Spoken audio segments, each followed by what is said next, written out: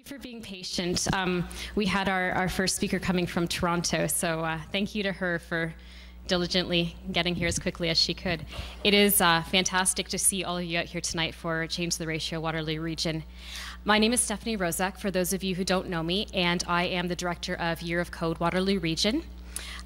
This is a campaign that is dedicated to promoting digital literacy in our region. Those of you who know me will not be surprised to know that the campaign is also dedicated to promoting diversity in the tech sector and other STEM fields, where STEM is science, tech, engineering, and math. As a woman with a background in engineering and technology marketing, I've worked in that sector for a while, and I've seen what it's like on the ground, and it's not always pretty, unfortunately. I do believe the needle is moving ever so slightly in a positive direction, and it's through events like tonight that we can actually make a difference. So thank you. I would like to take a moment to thank our sponsor for the evening, which is Sun Life Canada. They have graciously supported this event and supported a lot of the things that have been going into tonight's event, so that's been wonderful to have. I'm really pleased to see that one of the pillar organizations of our community is making real investments to change the ratio in our region. I'd also like to thank the Kitchener Public Library for donating the beautiful space that we're in tonight, and thank you to Mary at the back. She is our host for the evening. As we know, the tech sector here is, here and abroad really, is quite a monoculture, while our demographic base is diverse and varied. This is an issue and challenge for all of us to deal with, not just women and minority groups. If we can introduce more diversity into our workforce, it's going to result in a better bottom line for our businesses, more innovative solutions, and a better place to live for everyone. This is why we care about it. This is why it's important. We found some amazing women and one man to speak to you tonight. I was gonna make a token male joke, but I thought that wouldn't be classy. I really appreciate having him here tonight. It's wonderful, and I do appreciate all the men that are in the audience. I find that a lot of the time when we're thank you. I find a lot of the time when we are at these kinds of events, it's predominantly women, and it's not just women that needs to be in this conversation. It needs to be everybody. It affects everybody in our world. We're going to be speaking tonight then about how we can move closer to parity, change the ratio in our workforce to reflect balance between men and women, particularly as we're celebrating International Women's Day this week. We also want to see more balance between people of color and whites, and between the majority and other minority groups. Before we get started, just a couple of housekeeping notes. You've probably already figured out we're taking a 15-minute intermission after our fourth speaker, and you're also welcome to join us after the event at TWH Social, which is just a few blocks down the street on Queen, to continue the discussion with some of our speakers. Refreshments are going to be available at intermission for you, and there are restrooms located just outside the theater on the left, as well as on the main floor. If you'd like coffee to your juice, there's a Hacienda Coffee upstairs. You can go and visit that as well.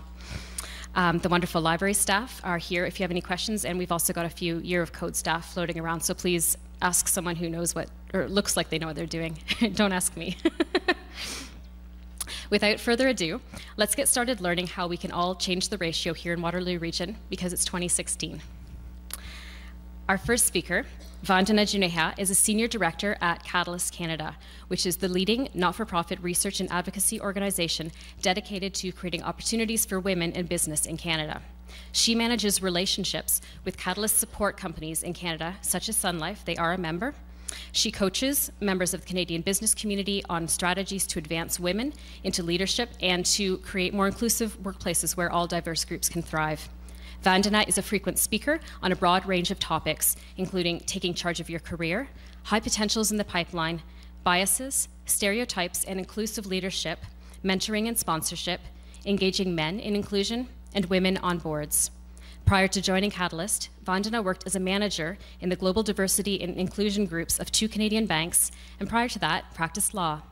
In pursuing her passion for empowering women, she has also worked as a research associate for the Pay Equity Task Force in Ottawa and traveled to Vietnam with an NGO in partnership with U of T to evaluate and report back on a microfinance project designed to help women living in poverty to understand and enter the mainstream banking system. Please join me in welcoming Vandana.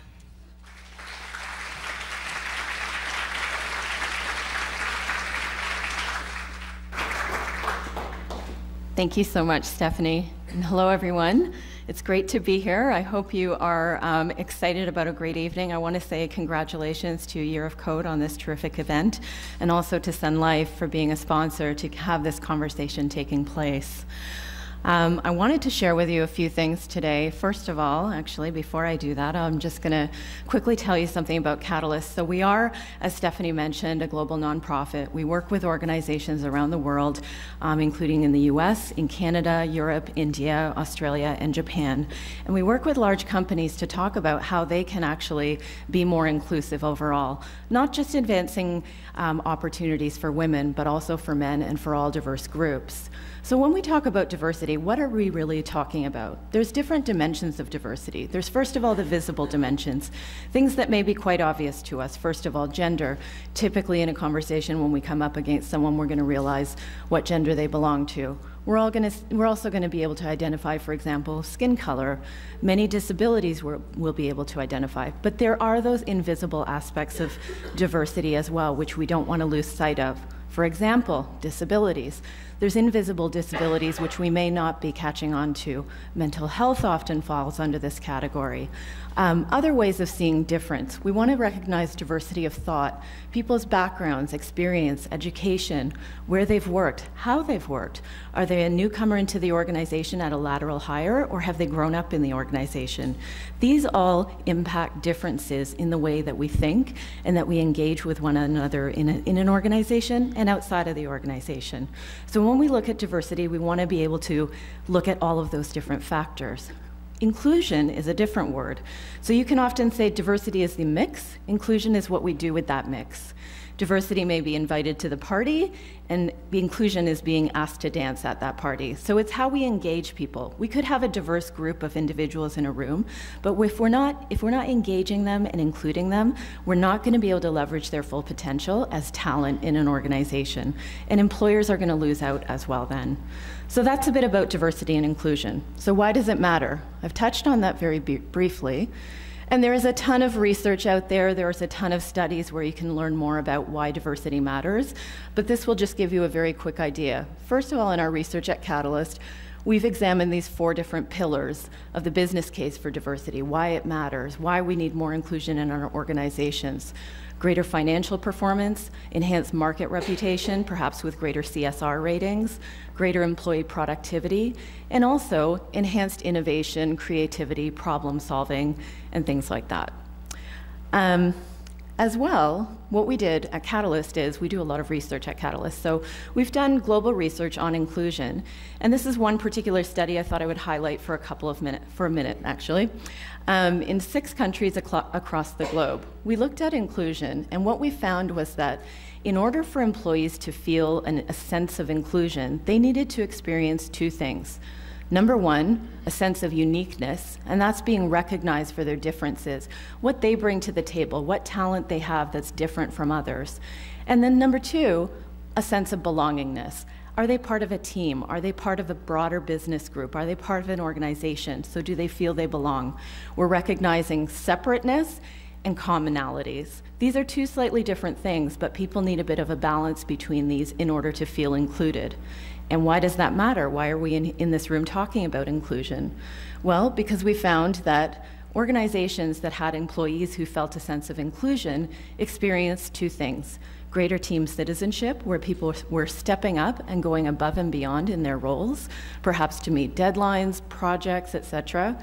And number 2, and this is critical, I think, and especially when we're talking about the tech sector, greater innovation, greater creativity, better ability to resolve conflicts. That innovation piece was key. I'll come back to this quickly towards the end, but I wanted to highlight the need for it.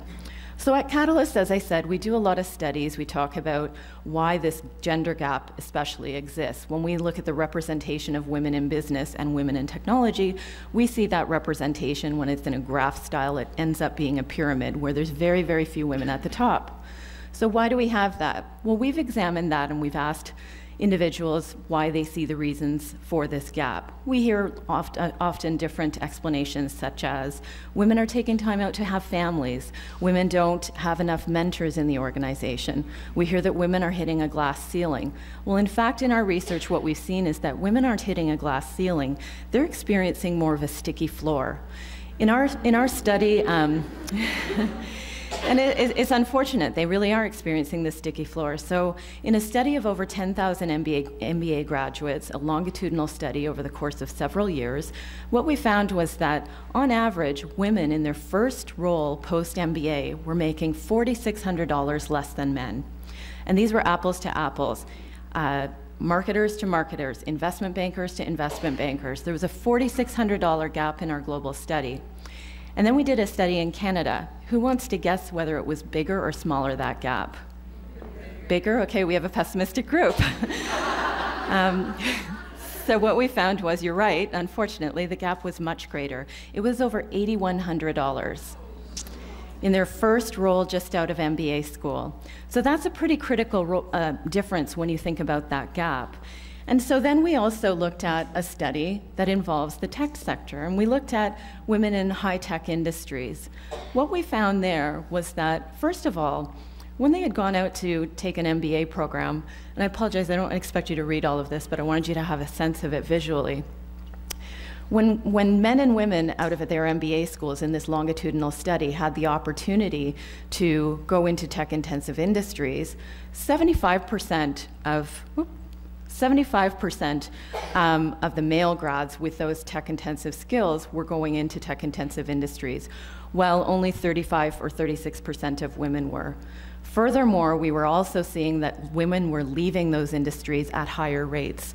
As you can see here, almost 55% of women were leaving out of their first role versus just over 30% men leaving.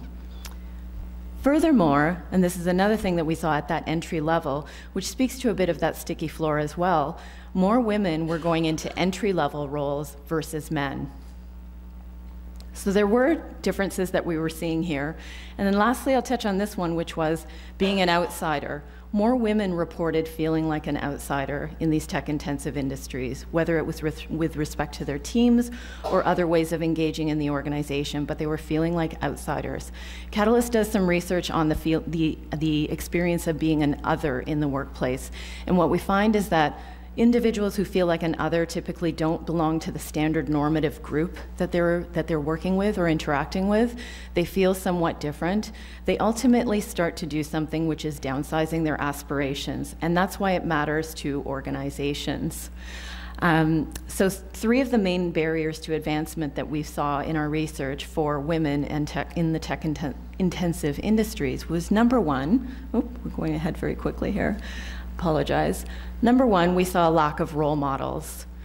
And this is, I'm sure some of our other speakers are going to speak to these issues as well, who are much more engaged in the tech sector in their everyday, day-to-day lives. So lack of role models was a challenge. Another challenge that we saw was feeling like an outsider, as I've just mentioned, that experience of being an other, which ultimately leads to downsizing aspirations. And finally, women reported in our study that they felt that their evaluation criteria was not clear to them. And that's a key one for employers to be thinking about, because you want your employees to be able to understand, how are you evaluating?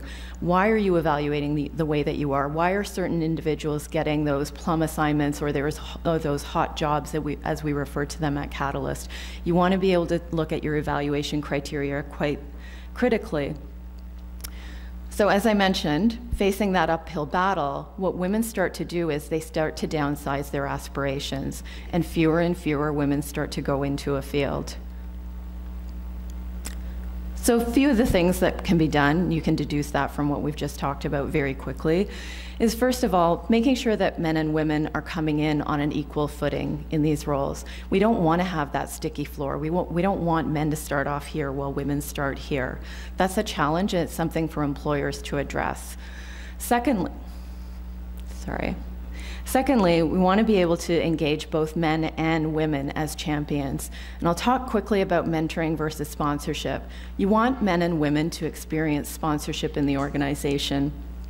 Mentors are individuals who talk to you. They're sitting across the table from you, providing advice and guidance. Sponsors, on the other hand, are at a more senior level in the organization, and they're the ones who have the ability to have impact and to provide influence in the organization.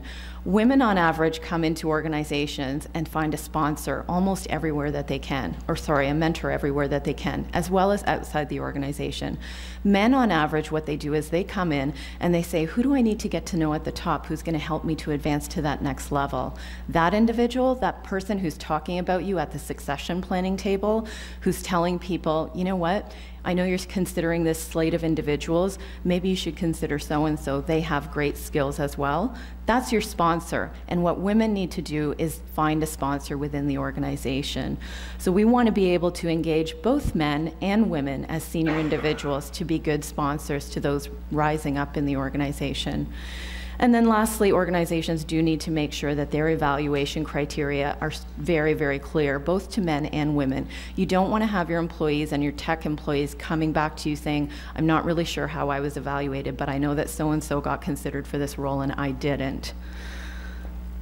When we talk about inclusion overall, we want to talk about the behaviors of individuals, and this is of leaders as well as individuals throughout the organization. So you don't have to be at the top of the organization to be an inclusive leader, but what you do have to do is exhibit some of these behaviors. So that study I mentioned briefly at the very beginning around how we looked at global countries around the world and we talked about what inclusion really meant.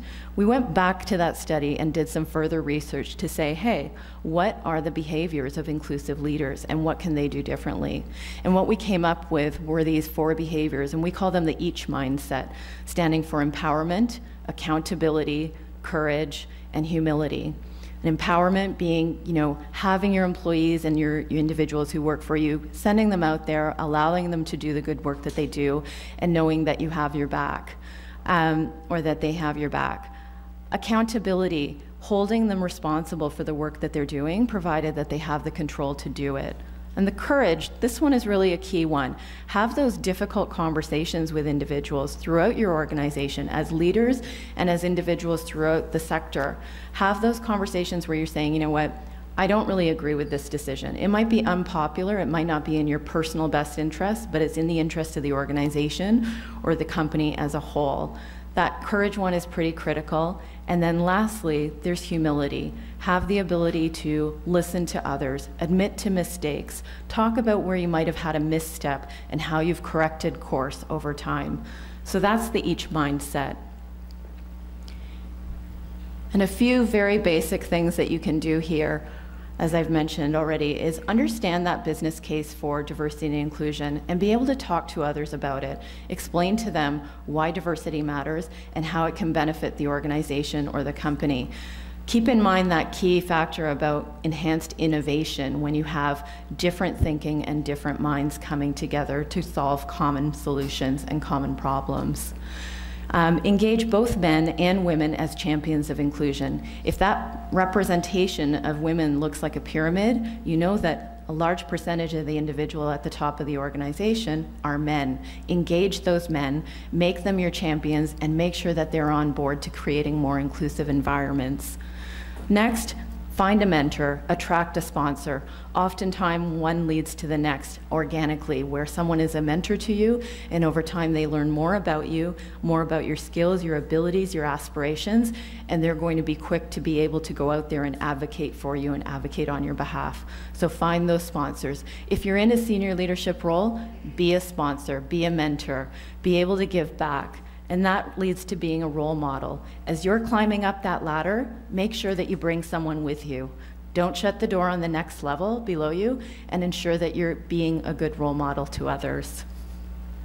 Biases. I didn't touch on those in great detail, but there's a whole lot of information that we can talk about when biases come into play. What you do want to do is be able to consider what some of your own biases may be. In the organization, we want to look at the processes that are being used in order to allocate, for example, files or assignments or projects. Who gets those really big projects, those hot jobs or important assignments? Think about how they're being allocated. If you have a man and a woman in front of you who are both interested in an assignment and there's going to be travel involved or international travel involved, don't automatically assume that the one with young kids doesn't want it. Let them make those decisions for themselves. So don't make presumptions, don't make assumptions, and try and check your assumptions at the door. On the note of biases, quickly I will say, we all have biases. Every single person in this room has biases. If you have a brain, you have biases. So from a talent management perspective, we want to ensure that our processes for promotion and for sponsorship and for evaluation of individuals, for succession planning, that they are as free of bias as we can make them. You also want to make sure that your job applications for individuals are free of biases. If you're attracting individuals to a role, are they appealing to men and women, or is there something that's holding women back? I'm sure many of you have heard the case study from one of the tech companies, I won't mention it by name, which shows that women on average, if they have 60%, if they have 90% of the qualifications for a role, may not apply for that role. And they're gonna say, you know what, I'm missing that last 10%. Maybe I need another year to finish what I need to do on this project in order to apply. Men, however, if they have 60% of those characteristics, are gonna say, no problem, I'll learn it on the job. So is your job description encouraging both women and men to apply? That's one area that we can look at biases as well. Speak out, take risks. If you see something happening and you see that individuals are not being included in your organization, in your sector, in your industry, speak out, have conversations, have dialogue. Come to organizations or events like this where you're hearing from individuals who are going to share their experience around advancing not only women but also diverse groups as a whole. And lastly, I'll just say at Catalyst, we have a great deal of resources that we can share with you on particularly around advancing women, but a couple that I'll highlight are around men advocating for change. We have a community known as MARC, or Men Advocating Real Change.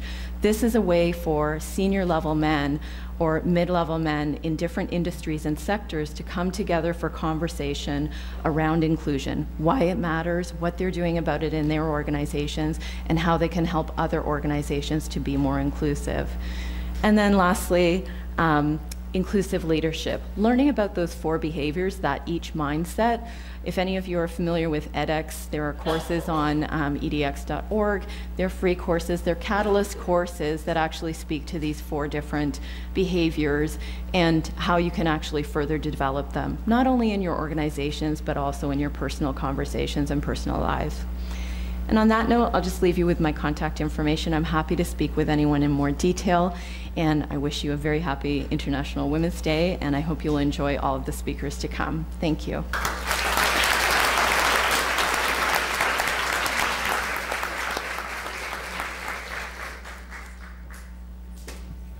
Thank you so much, Vandana. Our next speaker is actually Alice Thomas, who is the Chief Technical Officer at Sun Life Canada. Alice joined, actually I have a slide with her picture, I'm going to pull it up.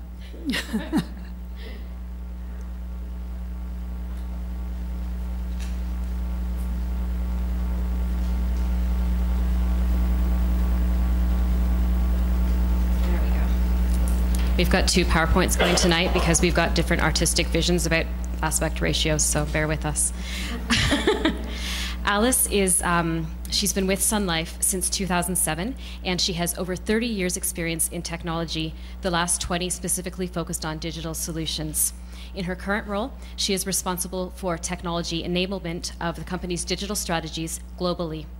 A passionate supporter of diversity and inclusion in the workplace, Alice is actively involved in promoting the advancement of women and youth, including spearheading mentorship programs. For instance, Sun Life is actually helping with our new Hacker Girls program, and they're loaning us some of their co-op students to teach young girls. Please join me in welcoming Alice.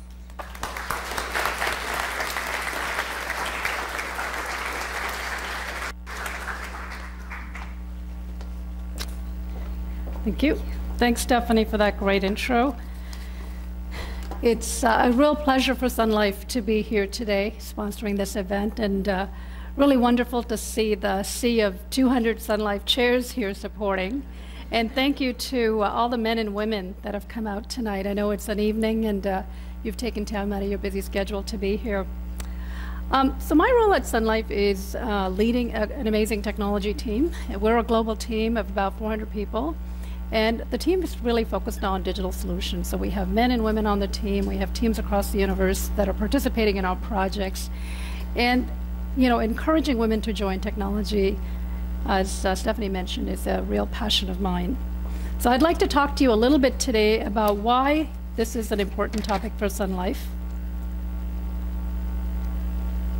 So why is technology important to Sun Life? You may not think of an insurance company, a wealth management company, as a company that would be interested in technology. But I think what you don't realize is technology is such a key enabler for our business partners. Our technology teams, you know, we've got about 2,000 employees globally that work on business problems every day using technology solutions, whether it's a mobile app that we have that many of you as customers might be using to submit a claim, to check your balance. You might use our websites to learn about our products and services. You might have a Sun Life financial advisor who uses some of our solutions today. So technology is really key enabler for the business, and the people that work on technology solutions are really a great part of the business. And that's why, you know, for us to come here and talk to you today is really important. It's also important that we have a really good gender balance in the organization, men and women, as well visible minorities and other groups that are underrepresented. And so this is a really important element of why we're here today. I wanted to talk a little bit about why it's important, again, for all of us to be here today, and especially, you know, around International Women's Day. This is an important week. It's a week where we celebrate women in all aspects of their participation in the workforce. And at Sun Life, actually, we have very good stats in terms of our employee base.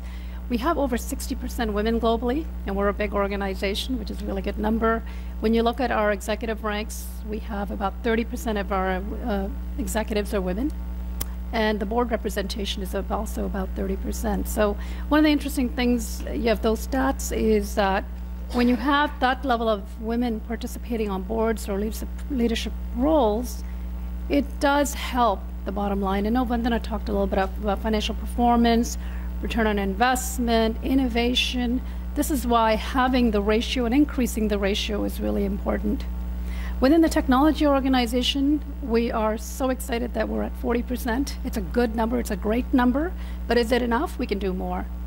So one of the areas we look at in technology is, because technology has so many roles, right? We have developers, we have business architects, solution architects, designers, business analysts, project managers. We try to look across the spectrum of roles, and we try to understand where do we have gaps. But one of the areas that, you know, we looked at about 3 years ago was the technical roles. And we realized that there was a real imbalance. We had less than 17% of our staff was in the technical development area. And it's an important area for us as we develop solutions. So one of the things we did, and I want to talk a little bit about our story, is we took upon ourselves to give ourselves a target, a measurable target that we could measure to say, this year we're at 13%, we want to be at, you know, double at least in a couple of years. And we put forward a number of concerted ideas and efforts to make this happen. And I do want to talk a little bit about sort of our case study in this space. And it's not a very complicated study, but it is a concerted effort. And I think it really comes back to some of the elements that Vandana talked about. It starts with recruiting, right? This is a great industry, a great place for women to work, but we don't seem to be bringing them in the door. So one of the things we did is we looked at our job descriptions, and I think Vandana alluded to that as well. And we looked at jobs that we typically would have written many years ago, partnered with our HR organization. We said, you know, we're missing some key elements. Back in the old days, and you know, I have to tell you, I graduated in the 80s when computer science had over 40% women. And it was a really great gender balance back in those days. And then over time, I think we're less than 15% women graduating from computer science, which is really dismal. And a lot has changed over the years. I think actually technology has become more interesting, to be honest, you know, from where we were. It's so much more multifaceted, so much more engaging, but we're losing women for some reason. So one of the things we did was we looked at the job descriptions, and we partnered with our marketing organization as well, and we said, we want to jazz these up a little bit, make them interesting, you know, add in things like working with clients. You're going to do presentations. You're going to help the company's bottom line. You're going to give back.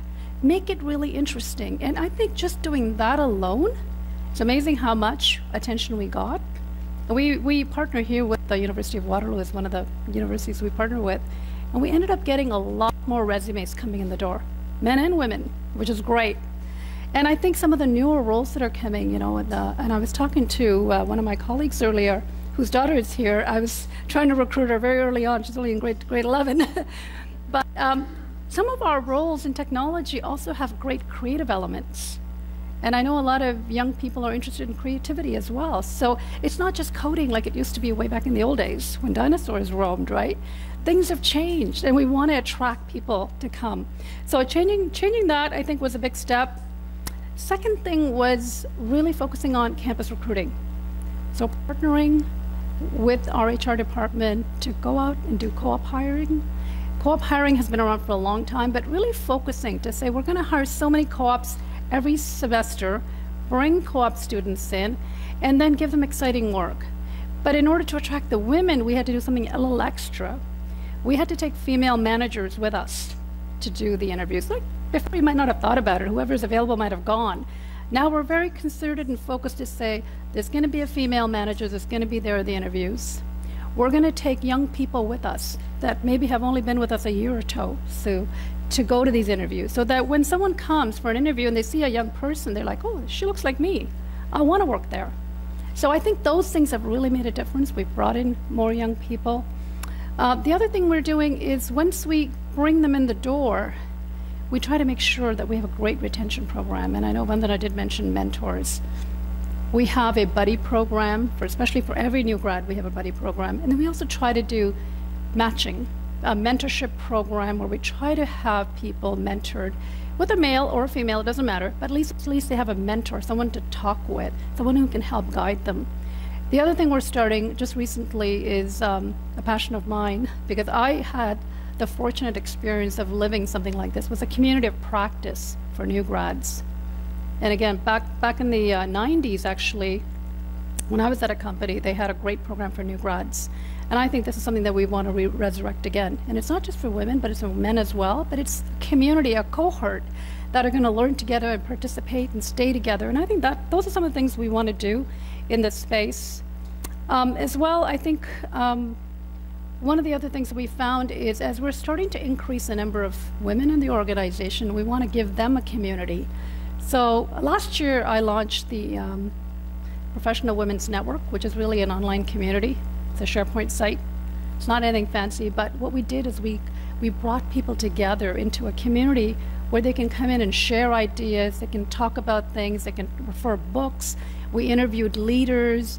We talked about things that generally we might not talk about.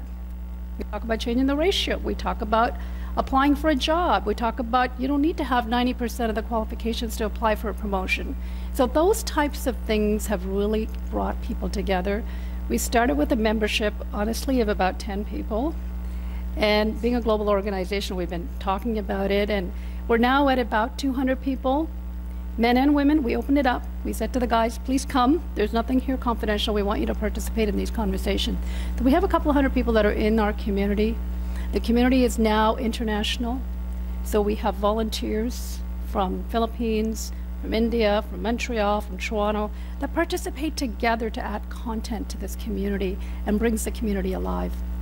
In addition to that, we've been very, very fortunate in getting support to launch events like this, to participate in sponsorship events, to get our name out there, which again encourages our people to say that technology is important and being in tech is important. We had our third International Women's Day event on Monday, actually. I hosted that for the third time. And when we started that event 3 years ago, we had about 40 people, senior managers only. We opened up that community. It was okay to talk about these things. And at this event on Monday, we had over 450 people, multi-location, globally. Philippines dialed in, and it was like 10:30 at night. India was on live streaming with us on video. They participated. And you know, that's what creates a community. That's why people want to stay with you, when they feel a sense of belonging. So these are some of the things we're doing. They're not expensive, they don't cost a lot of money, but they're focused initiatives. And we have, I'm really proud to say, in 3 years, double the ratio of women in technology in our department. I'm really, really proud of that. The other thing, you know, things like this, partnerships, we partner with the universities here, we partner with different events. And partnering with this event, this has really been a highlight for us, so we're really happy to be here. So what else can we do? I think this is an area that you have to think about for yourself, to say, you know, if you're a woman or a man in a leadership role, you have the opportunity to influence. You have the opportunity to step up and do something. So challenge our own unconscious bias. And I think Vandana is absolutely bang on. We all have unconscious bias. Put it on the table, talk about it, set goals. I think I'm a big fan of goals because you can measure them. Get some goals out there and measure it and hold yourself accountable. As, you know, because without a goal, you can just do a lot of talking. I also liked the whole concept of, you know, Vandana, I might quote you wrong, but you said, pull as you climb. I love that quote. I think it's really important. As you're climbing up the ladder, be a great mentor for someone else. If you're a young person starting a career, get a mentor. Find someone who is going to be someone that you can connect with. It doesn't have to be a female. I think I've had some amazing mentors in my career. They've been both men and women. You can learn something different from different people. And as women, I think there's a lot more we can do to have more confidence in ourselves. We can do a lot more to pick up our hand, raise your voice, put up your hand, ask for a promotion, negotiate that first raise, negotiate your first salary. Apply for a job even if you don't have 100% of the qualifications. Go for 60. Show your sign of confidence, and you'll learn it as you go. And I think it's an opportunity for us to really get out there and show what we can do. And as women who love technology, we should talk about it. We should talk about careers in technology. I'm very passionate. I've been in this space for 30 years. I did a computer science degree in the 80s, as I mentioned. I did my MBA. I didn't run away from the industry. I stuck it out. And I'm not saying it was easy, but I did stuck it out. And I've learned a lot in those 30 years of working in this industry, that there's a lot of opportunities and you have to take them. Take some risks. I've been in 5 different companies in my career, and I've enjoyed working in every one of those companies. I've learned something different. So I would encourage you to get out there and talk up this industry. This is an important industry for you to be a part of. And the other big thing is, it's a very well-paying industry. Why would you not want to be here? So what I'd like to leave this group with, you know, this is the theme for International Women's Day, Pledge for Parity. Regardless of your role, your gender, your race, your age, we all have the opportunity to influence the ratio. So what's the one thing you're going to walk away from today that's going to make a difference? Try and think about that as all the other speakers come, but walk away with one goal and hold yourself accountable. Thank you.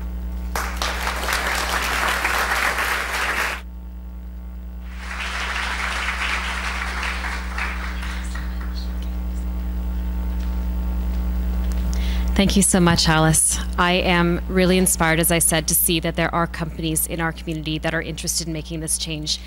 Because I have been fairly vocal about trying to increase diversity in the tech sector, we're having companies come to us and say, well, how do we get more women? How do we get more people of color? How do we get more diversity in our businesses? And I would like to take that and see what we can do to change things by perhaps bringing in organizations like Catalyst to educate ourselves how to do it better.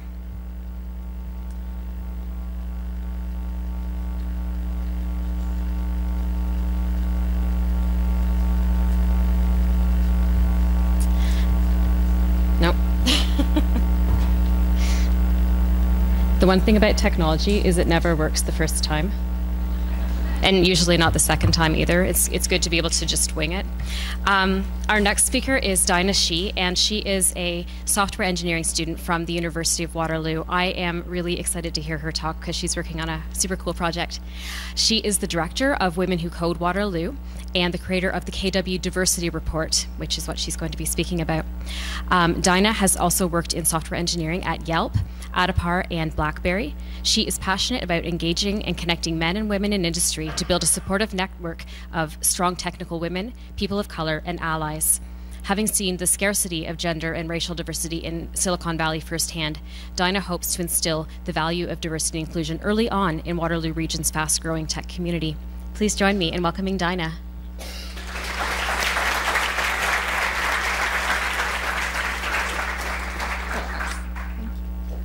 Thank you, Stephanie. So I think I take the prize for youngest speaker here tonight, and that makes me pretty excited, but also incredibly intimidated. So as Stephanie mentioned, I am the director of Women Who Code Waterloo, which is the local branch of an international organization whose mission is to inspire women to excel in careers in technology. I also happen to be a student, and I'm working on this really cool project that I'm going to tell you all about today. So one of the things that I started noticing when I was working in Silicon Valley is how much people talk about diversity. My coworkers were really open about the fact that there were so few women and people of color in our office, in our teams, and things like that. And I really like that.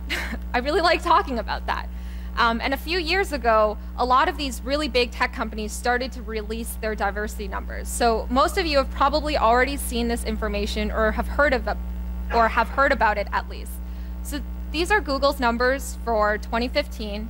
That's 82% male, 59% white. These are Apple's numbers, not that different. And these are Microsoft's numbers. There we go. These are Microsoft's numbers. Also largely male, largely white. And this makes me really excited, not because the numbers are good by any means. There's a lot of things we can work on here. But what makes me excited is the fact that these companies publish this data, the fact that they own up to this information. I mean, at worst case, that means that they're aware of the fact that their workforce is not very diverse, and at best case, they're actually doing something actively to fix the problem. And that's pretty cool. So this is kind of where the motivation behind the KW Diversity Report came from. Basically, I always wonder when I'm looking at these, well, what does diversity in tech look like outside of Silicon Valley? What does it look like in Canada? More specifically, what does diversity in tech look like in Waterloo? So I came up with this idea because I had this really selfish desire to know what companies I would succeed in, what environments I would want to work in, and what community I would maybe eventually want to settle down in after I graduate. Since then, I've gotten a lot of great feedback from companies that I've been speaking with and people I've been speaking with about the diversity report on ways to build it out to make it more meaningful, to contribute more, and to basically give it a little bit more body and content. So I don't know what version of the diversity report plan I'm at right now, but the current version has about 4 sections, and I'm going to tell you about them. So, well, okay, first, the overall mission of all of these sections together is to kind of bring the Waterloo Region tech community together to make a commitment to diversity and inclusion. So the first section is about research. And given that you're all here tonight, I think it's safe to say that you all know why diversity is important and why we have to think about it and actively talk about it. But I'm not going to take for granted that everybody in tech or everybody in any industry knows why diversity is valuable. So this section is basically going to talk about some of the academic and industry research that proves that diversity is something we should care about. So whether that's the fact that a wider set of perspectives leads to better problem solving, or that having more diverse engineers, product managers, designers leads to more empathetic product design that resonates better with your users, or the study that I think has recently been making rounds about how having more women on your board makes your company more likely to be profitable. So this section is basically trying to convince people of the business value of diversity, which some speakers have already touched on today. I think this is something that's really important to convince people of, because while it's nice to want to be a good person and to want to have equality in your team, I don't think people take that seriously enough.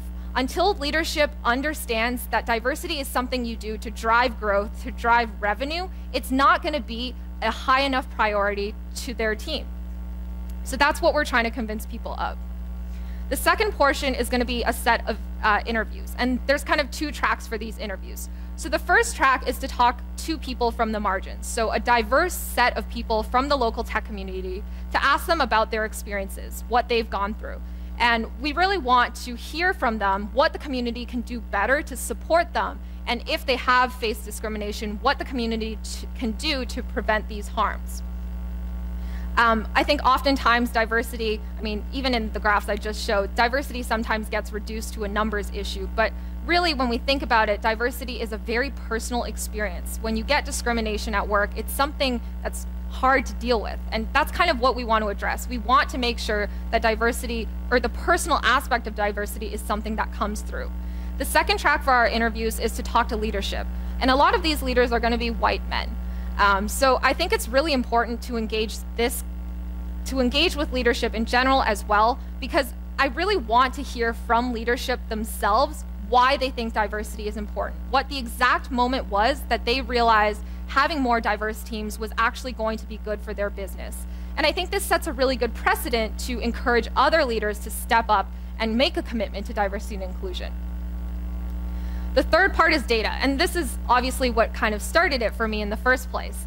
So we're approaching companies and asking them for a set of numbers for gender and racial diversity, with a set of numbers for technical positions and overall company. And what other speakers have also alluded to today is that diversity is not about gender, and diversity is not just about color. It's a really big spectrum. So I definitely agree that it's really worthwhile to track like other things, including ableism, sexual orientation, socioeconomic background, and all of those things, but we're going to try to start with small steps in the right direction. And I think this is actually a really good tie-in to tonight's event name, Change the Ratio, because I don't really know what the ratio is locally yet, so I think it would be nice to have some data to track how progress is actually going as we move through the years. The last part is going to be about tips to build a more inclusive company culture. And I've heard the word inclusion come up a couple of times already tonight, and that's pretty cool. The first time that I heard the word inclusion was probably about 6 months ago, and it was such an exciting moment for me. It was at a panel about diversity and inclusion in San Francisco, and one of the speakers said that diversity is basically the solid numbers. So how many women do you have in your workforce? How many people of color? What percentage of your workforce represents minorities? But inclusion is about culture. Inclusion is about making an environment where people of all different walks of life feel comfortable working for you. They feel welcome, and they feel like they can contribute. So if you have the diversity, if you hire like this great pipeline, but you can't include them in your conversations, you can't make them feel like they're going to grow in your workforce, you're going to lose them. So I think a lot of companies have been doing a lot of industry research, and there's also been some academic research about what we can do to build more inclusive company cultures. So we're going to look at some of this work that's already been done and to really try to pull themes. We're going to interview local companies that have internal initiatives that have been successful and ask them, like, how did you get started? What's been going well and what hasn't? So that when a new company wants to start like their first employee resource group or something like that, they can look at these tips and learn from past mistakes. All right, so as I mentioned, I've been working on this for about a month and a half, but I'm also a full-time student, so it's been a little bit crazy. But the response that I've gotten is overwhelmingly positive. I think almost everybody that I've emailed has taken the time to kind of sit down and talk with me or take a call, and everybody has been open to giving this data, and that's really, really exciting to me. I think a lot of people who work in the tech community locally will talk about brain drain, and they'll talk about elevating Waterloo region's name on a global or on an international scale to rival Silicon Valley. And I really think that diversity and inclusion is one of the ways that we can do that. Silicon Valley is known to be full of young white men in hoodies. I've been there, I've seen it. But a lot of other tech hubs are still building their identity. And I think that if we as a community come together and embrace the need to talk about diversity and to think about it and actively invest resources in diversity, we can really figure out what went wrong in Silicon Valley. And we can make this community grow into something not just white and male and young and in hoodies. Yeah. So if I've sold you on how passionate I am about this project, I really hope that you'll become champions. You can check out our site at kwdiversity.ca and sign up for our mailing list so you can find out when we release our first section, which was research. You can also follow along as more companies come on board with the hashtag KWDiversityReport on Twitter. And if you have anyone you want to refer to be interviewed, or if you want your company to get involved, I would love to speak with you or put me in touch with someone in HR or leadership.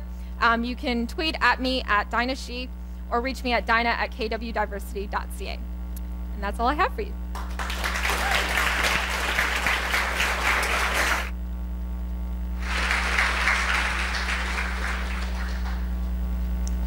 Thank you so much, Dinah. I am really, really, really, really excited about what you're doing.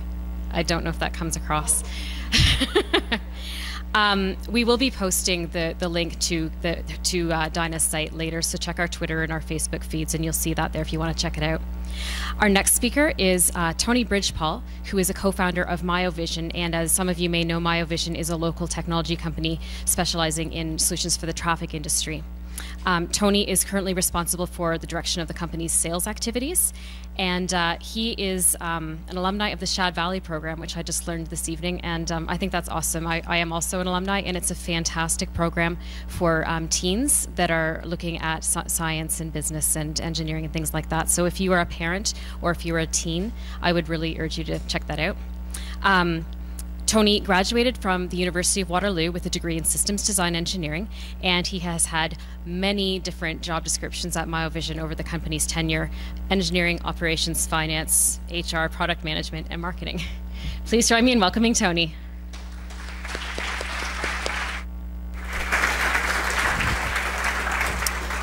Thank you.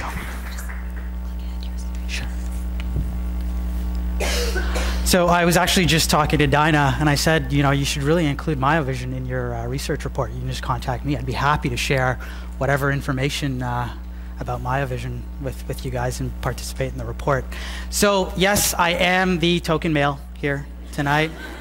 Let's just get that out in the open right away. Happy to be here. Very interesting conversation that we're having. So my name is Tony Bridgepall. I am a co-founder of MyoVision, and my job here tonight is to give you guys the male perspective. And the male perspective being a tech entrepreneur, I do wear hoodies. I'm not white, as you can clearly see, and I do love technology. So my job here tonight is to give you guys the male perspective. High-tech, husband to a working professional woman, and father to a 1.5-year-old baby girl. So this is a picture of my daughter, Ella. She's 1.5 years, much cuter in person, but like any dad, soon after she was born, I started thinking about, okay, what's this kid gonna be when she grows up? Could she be an engineer like her dad? Could she start a tech company? Is that possible for her to achieve those things? And when I started looking at the data, it wasn't great. So 39%. So 39% is some data from 2011 on the number of women with STEM degrees, aged 25 to 34. And so looking at that number, it's not in her favor to be an engineer. And there's some further data here. You can see the big difference between women and men in engineering and math and computer science. So the numbers aren't great for my daughter to go into engineering. 30%. So Dinah had some other numbers. It seemed about 20%. I pulled off 30%. So 30% is roughly the average number of females in the tech industry from a bunch of different sources. So when I looked at it, is it possible for my daughter to go into technology? And is it possible for her to even start a company? Well, again, the numbers are not very optimistic. So then I said, okay, wait a second. I'm a founder of a tech company. I can go get the data from MyoVision. I can totally do that. So we did. And the numbers are even worse. The numbers are, it's 26%. We have 26% of our workforce is female. So as you can see, even the company that I founded, the numbers are not great. This is a snapshot of our software engineering team. Well, a few of our software engineering team members. And you can see there's one lone female in the corner there. So the numbers are actually really, they're worse in our engineering department. And so we struggled with this because for a company like ours, we place a lot of emphasis and energy on culture. And Dinah mentioned this as well. Like, we really take culture seriously, and we have 4 core values, the most important of which is value individuals. And for us, it was a real eye-opener. How could we have this company and focus so much energy on culture and have these core values, specifically one calling out valuing individuals, and yet we are doing such a poor job of attracting and keeping female talent? So we decided to set up a diversity team, of which I'm a member. It includes a bunch of people from across the organization, men and women, and we set up a mission statement. And what we tried to do is really make that mission statement in line with our core values, and specifically the core value of valuing individuals. And you can see some of the themes there. We value individuality and leveraging the unique talents of each person. So this is really, it really is personal to us at MyVision, and forms a big part of our culture. We decided on 3 goals: foster a fair and inclusive culture and work environment, hire diverse candidates, and expand the pool of talent. So by removing barriers or just increasing accessibility for women to come work at MyVision and to stay. We're not doing a great job. Let's be honest. MyVision's not doing a great job. We could do a much better job. And one of the important lessons that I learned personally from this experience is that it really comes down to the culture of the organization. It's the culture silly. There's supposed to be another word other than silly on there, but I kept it PG.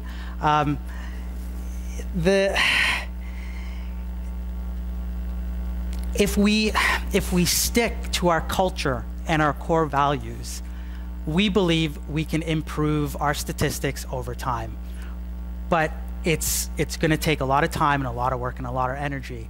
But we're willing to invest that in our culture and enforcing our core values even as we grow. So I just want to leave you guys with one final thought here tonight. 3 words, 1 thought: accelerate the inevitable. So what do I mean by this? The reality is that women and men will achieve equality in both their personal and professional lives. I'm just going to say that once more for clarity and emphasis. Men and women will achieve equality in all aspects of their personal and professional lives. It's inevitable. But we're not going to sit around and wait for that to happen. All of us in this room, all of the speakers here, we're going to try to push for this faster because we want it to happen faster. We need it to happen faster.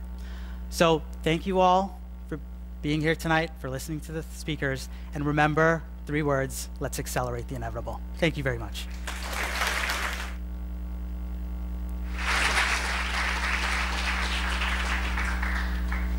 Thank you so much, Tony.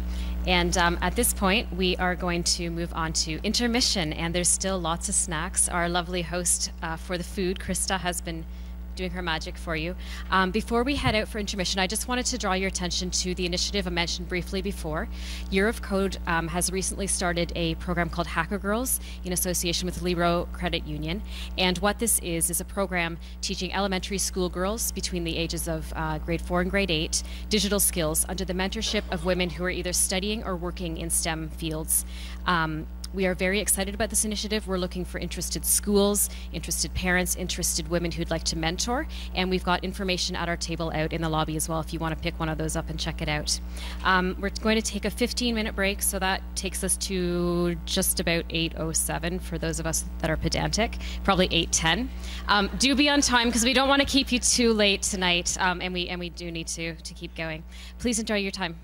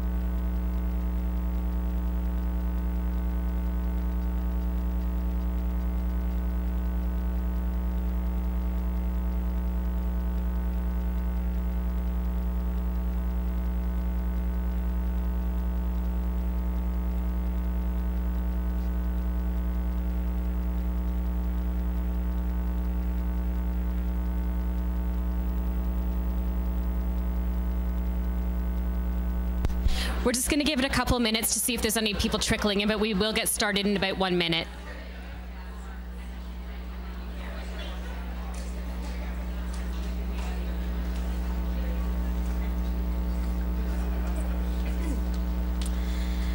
All right, I hope everybody had lots of snacks. I'm going to be eating during the second half, so don't mind me. I am pleased to introduce our first speaker for the second half. Michelle DeBaer is from Google Canada, and we are very excited to have her here. She's going to be speaking about their Bias Busters program for employees. Michelle is a human resources business professional, or business partner at Google, I suppose. She has over 15 years experience working as an HR business partner with local high-tech companies that also includes RIM and Sybase. After graduating from the University of Waterloo, she completed the advanced program in Human Resources Management from the University of Toronto Rotman School of Business. She has a wide spectrum of knowledge of HR issues with an expertise in working directly with technology professionals. And she is going to be speaking to us about the Bias Busters program. Please welcome Michelle with me.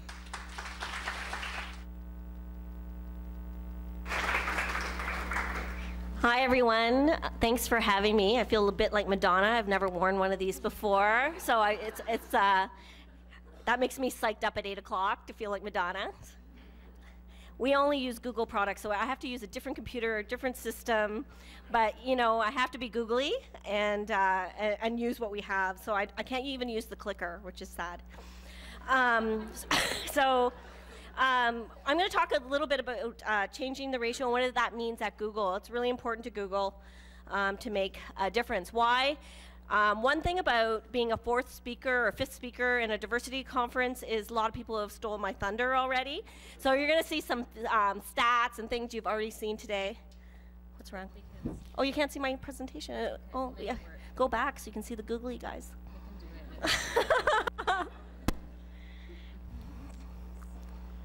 There you go. Oh, no. Googly guys. Yay. It's not a Google presentation with little androids. Come on. Okay. So we already talked, and I was saying, people stole my thunder already. Diversity matters, and why does it matter? And I think we talked about, all the other speakers talked why it matters. First of all, Google touches millions and billions of users across this planet, and guess what? Half those users are women. A lot of those users are diverse. We need to be, if we're going to make products that are successful for our users, we have to be diverse. So it gives us a diversity of perspectives, abilities, and makes us perform better. And we're more innovative. But we suck, okay? So let's be clear. Let's be clear. Somebody already showed Google's data, right? We're not doing well. We knew we weren't being well. And one thing I'm really proud of Google is that we decided to be transparent about not doing well. And we were the first company, first large tech company to put our data out there. And the reason we did, we thought it would force our competitors to put their data out there. Because if we don't know what's going on and we pretend this is not a problem, I really believe you have to do something about this. We need to change things. We can't just wait. So we put our data out there, and yes, it sucked. So, and when I talk about tech, I'm talking about true coders, women who are doing design docs, who are out there coding, actually doing engineering. And our numbers are better if we include the whole workforce, but this is just technologists. So 16%, this is the broad data that we released to industry, are filled by women. And 90% of technologists are white or Asian. So, you know, this does not look like our users at all. So Google said, what can we do about this? We're going to have an approach to diversity. This is a huge problem. 50% of people on the planet are out there. We are in the game of hiring intellectual talent. There has to be 50% of the world that's pretty smart that we could capitalize on that talent. It makes only good math to go out there and try to find them. So what can we do? This is our approach. So we want to hire more diverse Googlers. But we have to cast a wider net. We have to figure out, where are these people? How do we grow them? How do we find them? How do we keep them? Then we looked internally and look at, how do we foster a fair and inclusive Google? What are we doing? Are we doing anything wrong? How do we make diverse Googlers feel more uncomfortable? And that's all the previous speakers talked about, the inclusion piece. How do we make them feel included? Are there any problems with our systems? So we're doing a lot of reviews on our systems and making sure that our diverse Googlers are happy. But there's a bigger problem. I have somebody's coming from the university to speak next. We aren't actually graduating enough women out of programs. And we don't have the talent pool to grab from as well. So we want to help as well and cooperate with educators, and we work with the University of Waterloo a lot because that's our local school and biggest draw in our office. We need to expand the pool of technologists, and this is increasing opportunities beyond Google, and we need to bridge the digital divide and bring more people into technology, understanding where the technology is. So how do we do that? We need to change the perceptions of CS. The first picture are actual engineers in our Waterloo office, and we show women and say, this is what our engineers look like, and this is how pretty they looked when Justin Trudeau came to our office. FYI. Sometimes they don't look so good. I laughed. I had to take a picture that day because I'm like, you guys look fantastic. So and I have 3 daughters, so I'm really passionate about this because I have girls.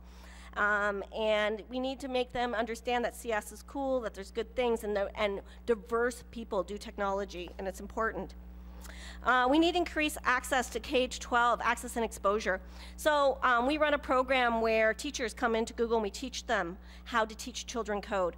And another personal example from my daughter, I didn't realize that her grade 6 teacher went to Google. She goes, Mom, Mrs. Lawler went to Google. And I said, wow, that's nice. She goes, yes, she learned how to code. And I said, good. And she goes, we did code at school today. It was so fun. And I was like, oh, that's amazing, Chloe. Like, that's an amazing day. And then she tells me, Mrs. Lawler started a coding club. And I joined, and it is so cool. And I was like, can you imagine? That's a classroom at a school, and things are changing, and it's just so grassroots, and we can do that, like one school at a time. And then here in the picture we see Justin Trudeau with the Expedition program, where we're bringing virtual reality to the classrooms. And we went to I got to go to Cameron Heights and watch the kids experience this for the first time with their cardboard on and doing virtual reality, and they're falling over. Actually, watching somebody do cardboard is more fun than actually doing cardboard, because they're like, oh, and they're and so it was, getting that to the kids and showing how cool technology is an amazing step, and we all can do that. We all have a responsibility. We have a hand at bringing our kids up, and I feel passionate about that because of my girls. And making university curriculum more inclusive, and I'm just going to leave that to the next speaker. So what's Google doing specifically? We are checking and rechecking our people processes. I talked about that. We're encouraging Googlers to support, and we're talking about inclusion, diversity. That's all of us, the Googlers at the Toronto Gay Pride Parade in our picture, and they're actual Googlers from the Waterloo office marching with their fellow gay Googlers, just trying to make the most inclusive environment that we can. We talked a bit about this, addressing unconscious bias. And we have a great program. I want to talk to you about that. And a video, because the video is better than what I can say.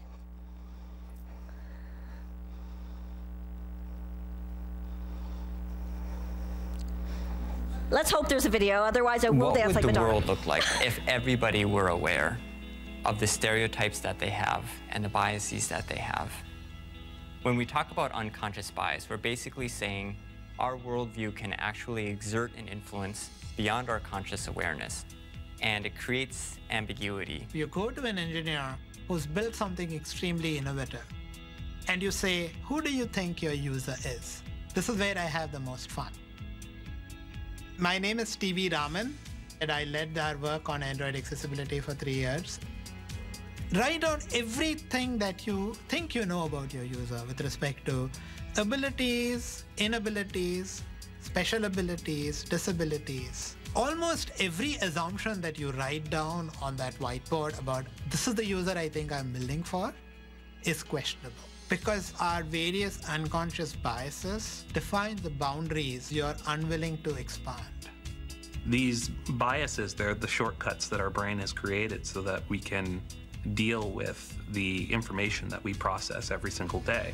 Right when we see anyone, whether we think about it or not, we are implicitly, automatically making judgments about how warm, incompetent that person or thing is. All humans need to make decisions, and so we fill in the blanks because our brains are wired to do that, and we fill in with things we don't know with, past experience. Oh, you pattern map to someone I think I should hire, so I'm going to hire you versus this person because they didn't map, because I can't fill in the blank because they don't look like me or they're not from my same background, and so I can't see how they're going to make the jump. Every single person is great at things that you may not expect them to be, but it's really hard for us to see that when we're so powerfully guided by the things we expect to be true in the world. I grew up surrounded with this conversation about what you can't do and what you won't be able to do.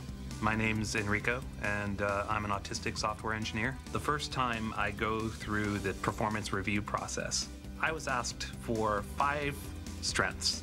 It was the first time that I had ever been prompted to think in that way about myself, and it was really a life-changing moment for me. When we are working in our day-to-day jobs, we are still making judgments about the people around us, about the resumes we see, about the employees that we're trying to decide, whether to put them on teams or not. People are very wedded to the idea that they can perceive something objectively, and statistically they're wrong, but it's hard. You become attached to this idea that you can assess something by looking at it. These subtle assumptions we make about people can have lasting effects on who we're promoting, who we're hiring, who we're putting in leadership positions. We have the responsibility to understand the assumptions that we make and understand the errors that we make. But it's not just for the collective good. If you take the time to understand more about this, there are things that you can implement for yourself that'll help you develop as a leader and to do your job even better. It made me realize how often I have a very strong belief that is simply incorrect. When I look at one of these evaluation situations, the first question is, how can I eliminate the sources of potential bias and leave just the data so we can actually make better decisions? If you're not conscious of the biases that you have, you're just not contributing at the level that you could, and you're not innovating at the level you could, and so your products won't be as good. Your results won't be as good. When you think outside the box with respect to the assumptions you made about how somebody would use this wonderful thing you built, and when you sort of broaden that perspective as to who you change the world for, you build something even bigger. So what would the world look like if everybody were aware yeah, it's going again. of the stereotypes that they have? So that is, I work with some of these people in the video. It's basically US, but I'm very blessed to work for a global company that has resources. And the resources we have is we have a lot of people able to do this research and come up with training programs that I get to implement in my job. And so what came out of this research is unconscious bias and trying to get employees, getting those unconscious biases to be conscious. So we have a survey that we did to all employees across the company had to figure out what their biases are. And I have bias, you have bias. I did have more bias than I expected. I was disappointed with my results. You feel a little ashamed of yourself after doing the test. Mine were mostly about gender roles because I had a very traditional mother and I put a lot of things on me, and I have a mother as a kid, and I was really shocked by the biases I had. So I can't get into all the course. I wish I could put you all through it, but because Google has so many resources and we think this is so important, we put it out in the world. So if you see this website, reworkwithgoogle.com, all the resources are there. You can bring it to your company, you can bring it to your school, you can do this, and you can run this program in your own companies because we're giving it away for free, everyone. And so you know, go to the website and try to look at it, and you can actually, it gives you step-to-step facilitator's guide to bring it into your own workplace. So we took one step further. After we uncovered all our unconscious biases in the company, we're like, oh God, we're so crappy. What are we gonna do now? We decided to do a second-tier program called bias busting. And what we did is, now that you know what your biases are, how can we as a culture stop this? How can we make a difference? How can we change? And we were talking about, it's almost like when you're in school, this program, which also you can get at reworkwithgoogle.com, by how do you bust bias, is basically, how many in the audience have children? You know how the bullying campaigns right now at schools are really big, and about how you cannot be a bystander. And it's about your role as a normal person. When you see something, say something. You can make a change. And giving people practice through this program. When you see something that's not right, what do you say? What do you do? You're a little uncomfortable. How do you get through those situations? Engineers can be awkward. I'm sorry They sometimes can be. That's not all, but some. So giving them the tools to be able to encounter these situations and change the dialogue and making the work environment more inclusive is great. So again, you can get all the training for this on our website, and and use it. And you can always contact me if you want to know more about it, because I'm a bias-busting facilitator. That is basically all I have for today. If you have any questions, let me know. Go to the website. It's really cool. And I think it's great that Google is doing this internal research and giving it to the world. Thank you.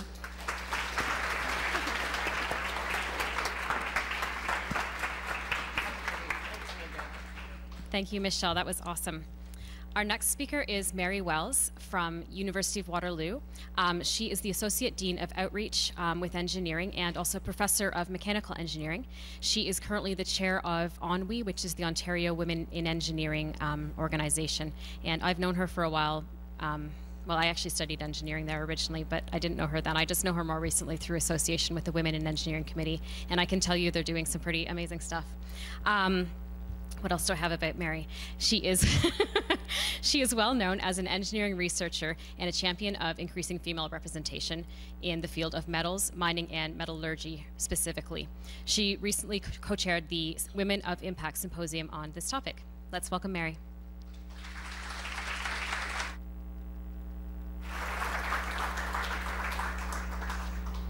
Great, thank you very much. I'm so pleased to be here tonight. And I must say that the previous speaker was, exhibiting her own bias. I am an engineer, and I hope you don't feel I'm awkward, but we'll see. Anyway, just to tell you a little bit about myself. Oh, is this in like slideshow mode, or? Yes. Is it? Okay, all right, sorry. Just the way it looks, or? Oh, okay. Just to tell you a little bit about myself, I studied engineering many years ago. I'm just going to say over 15. It's a little bit more than that, but at McGill University. And the reason I chose to study engineering wasn't just my own decision. I would say I had a very strong mother who I guess recognized I was fairly strong at math and sciences. And even though I was desperate to become a historian, she said, no, you're going to do math and sciences. So she kind of forced me, I would say, to take advanced physics, advanced math, and I did grow to love it over time. So I would say whenever I talk about I'm still growing to love it today. So when I talk to people about my relationship with engineering, I always refer to it as an arranged marriage. Because when I first met engineering, I didn't know much about engineering, and it didn't know much about me. But over my 25-year journey with it, I have grown to love it very deeply. So that's a little bit about me. And it's kind of an interesting story, because when I grew up in Quebec, and I went through the CEGEP system there. And so there you go through 2 years of the CEGEP, and then you have to apply. And I applied to 3 universities: McGill University, where I'd grown up, Queen's University, and Waterloo. And I got accepted to all 3, but I was terrified to come to Waterloo because at the time, even in the the mid-'80s, Waterloo was known as the MIT in Canada. And I thought, I'll never do well at Waterloo. And that really speaks to women's underconfidence. And I think we've heard that earlier. So I went to McGill. I was terrified to go to McGill, but I sort of thought I'm in my hometown. And I did very well. And it's just so ironic to me today that now I am teaching at Waterloo. So anyway, these things come around sometimes. But I did want to talk a little bit about changing the ratio or changing the face of engineering. And I've been really, really privileged over the past 7 to 8 years to have had an opportunity to be the Associate Dean Outreach. And I think as a community, when we look around at some of the universities and colleges we have in our region, and even things like this event, we can all be really, really proud to live in a community that is so committed to changing the face of engineering and changing the ratio. And I just want to speak to you a little bit about tonight, the kinds of things we're doing at the University of Waterloo to help with this. And all of us here tonight can play a role in this. And I'll speak to you a little bit later about the role you can play. Now, because it is International Women's Day, or was on Tuesday, I thought I would talk a little bit about, start the talk with a little bit about what I would call women in engineering trailblazers. And this is a woman. You heard that I'd run this Women of Impact project last year. I actually got a chance to meet Ursula Franklin. And so she's a woman that was the very first female engineering professor in material science and engineering at the University of Toronto, a real pioneer. She'd grown up in Germany, had decided to study physics. She had a very kind of tragic upbringing in the sense she was Jewish living in Germany. She was actually in a concentration camp for a while. And one of the reasons she told me that she decided to go into science is because it was the truth, and that you could never manipulate science, and it became very important to her. And so she went on to do her PhD in physics. She ended up emigrating to Canada and had a fabulous career here. And you know, one of the things she said when I interviewed her, and she's 94 now, living in Toronto, still really interested in engineering and really passionate about getting more women into engineering, she said that I want to change the world of engineers so that women, while being practicing engineers, can also safely and cheerfully be themselves. And I think that really speaks a lot to this idea of inclusion, that we can bring our whole selves to work and that we can feel comfortable doing that. So the interesting thing is Ursula just emailed me a few weeks ago to tell me her grandson has been given admittance to Waterloo in civil engineering and will be coming and joining us next September. So I thought that was kind of a really nice little piece, that her grandchildren now are going in to study the field that she worked in. The other woman I want to mention is a real pioneer, Elsie McGill, who was actually our very first woman engineer who graduated in electrical engineering in 1927. And when I think about how terrified I was to come to Waterloo, I imagine how she must have felt as the very first woman to have studied engineering, electrical engineering, the only one in her class, and to have done that. Elsie went on to become the very first female aeronautical engineer in the world, and she played a pivotal role during World War II, where she had to convert a factory in Canada, I think it's sort of around Thunder Bay now, from the kinds of machines they were making to building planes for the war effort. And so she was in charge of 4,500 people and did a lot of design work on the aeronautical side to create these Hurricanes. And in her day, she became a real celebrity. And so they called her the Queen of the Hurricanes, because those were the names of the planes she designed, and they made a comic strip about her. And I think about, in those days, she was a celebrity, and these were the kind of people they viewed as celebrities. And today, when I think about the people we have as celebrities, it's a little disheartening, because they don't match up to Elsie. Anyway. Oh, and one more thing that you can do right away. If you remember on International Women's Day, Bill Morneau and Justin Trudeau said that we will now have a woman on our next banknote in 2018. We can all nominate Elsie McGill to be that woman. So I've been telling the engineering community, please nominate Elsie McGill to be the next woman on our banknote. And she just made it, because she died in 1980, so she's been dead now 26 years, so that's good. So one thing I wanted to share with you, I mean, it's good that we can nominate her. Not she's dead, but it's good that we can nominate her. So anyway, sorry, I just misspoke there. One of the things we do in Waterloo Engineering that we've been committed to for a long time, and again, how many people here have kids? So there's quite a few. So I'm sure you must have heard of Engineering Science Quest. Have you heard of that? Okay, yeah. So this is a program. We just celebrated our 25th anniversary last year, so it's been a long-standing program in our community, and it's a great way to expose kids to science and engineering. And I must say, it's an incredibly popular program. We opened our registration last Wednesday, I believe. We're now 96% full. And so it really speaks to the demand in our community for these kinds of programs, and we start very, very early. We start after the kids have finished kindergarten, that they can come to our campus and learn in a really fun way what science and engineering is. This program goes all the way up to grade 9. And when I first started as Associate Dean Outreach in 2008, that was really our flagship program. It's done in conjunction with the Faculty of Science and the Faculty of Engineering. The other program that we were running was something called Go Eng Girl. And that program's been around now for about 11 years. And this is a really interesting model of how communities can come together to partner to do something really great together. And this is around this idea of a collaborative impact, where all the faculties and schools of engineering across Ontario got together and said, we need to do something together. Usually universities are going to be competitive with each other in terms of recruiting students in, but we said this issue around diversity is so important, we need to do something together. And out of that collaboration, which is now this Ontario network of women in engineering, which still exists now, and I'm very privileged to be the chair of, came this program, Go Eng Girl. So Go Eng Girl just celebrated its 11th birthday last October. It's a free program to girls, and it was really about getting girls in that critical kind of middle school to early high school age to meet engineering students, sort of near peers, people that they could look up to and see themselves potentially becoming like. And also expose them to what engineering is and in a really fun and hands-on manner. Now, we don't just engage the girls in this program, we also engage the parents, because it turns out many of the parents don't know much about engineering either. And it's really interesting to me because when we grow up in a place like Canada, which is a developed world, engineering is all around us, and we have a very privileged lifestyle. We wake up in the morning, we grab a glass of water, it's clean water, we'll eat a breakfast, we'll toast some toast, I guess, we'll go in our cars and drive to work, we may fly away for vacation. All these things that we use every day were designed and developed by engineers. So I tell my students, really, the fingerprints of engineers are on everything we use, but we never actually get to see those people and who they are. So that's one of the issues as to why it is so difficult for people, and children in particular, to think about studying engineering. So I have to disagree a little bit with Tony when he says it's inevitable that things will change. I really don't believe that is the case, that we have to be actively involved in making sure that this change actually does occur.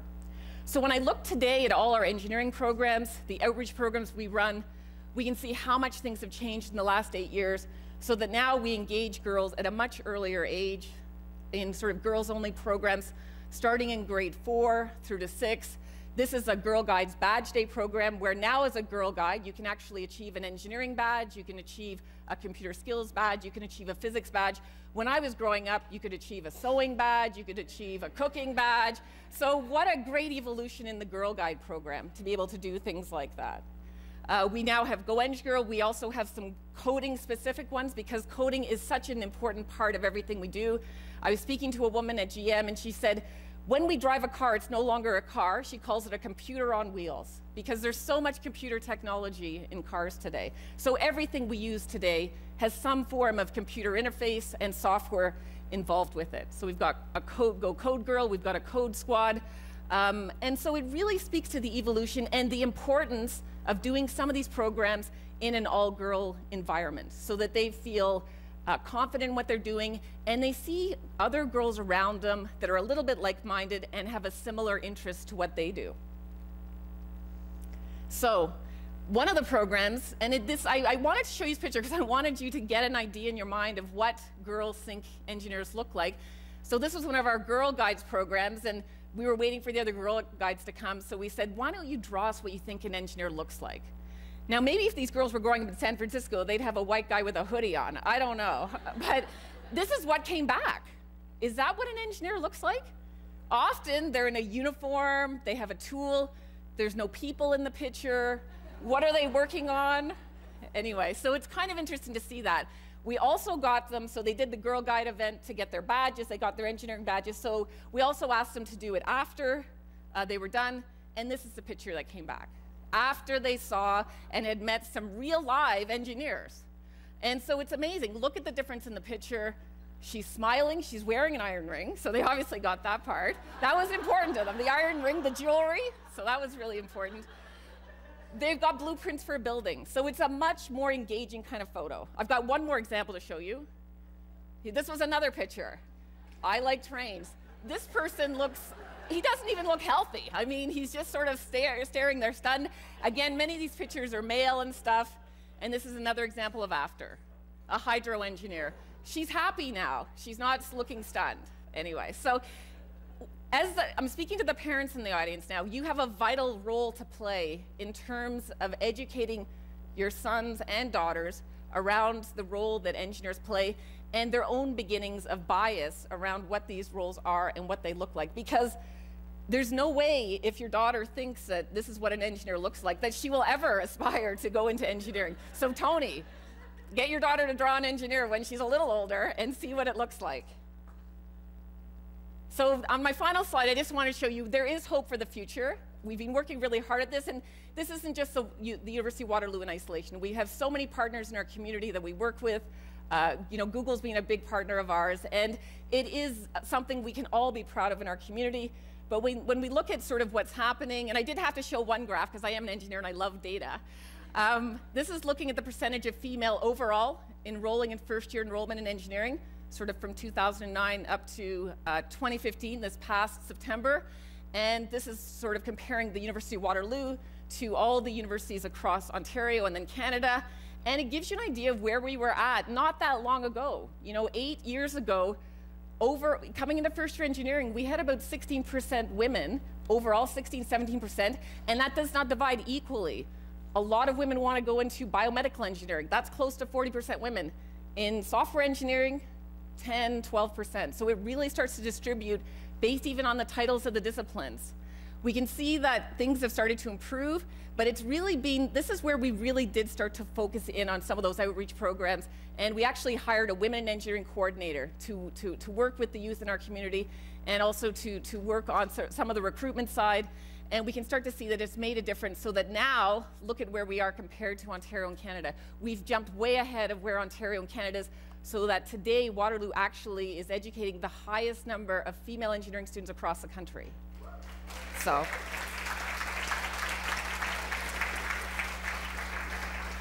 that's really good. We're ahead of Toronto maybe by 5, but we're still the highest. So anyway, thank you so much for your attention. And as parents, you can do a lot to change the fate of your son and daughter going into the future. Thank you very much.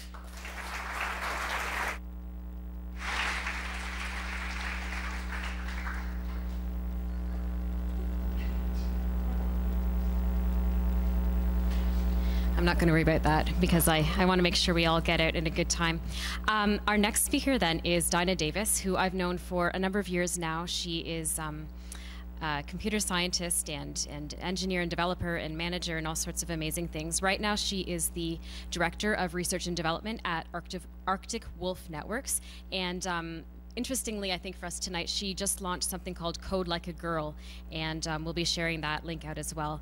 Dinah works online to write things that talk about how we can break down society's perceptions of how women are viewed in technology, particularly, so we can inspire girls and women to engage in this.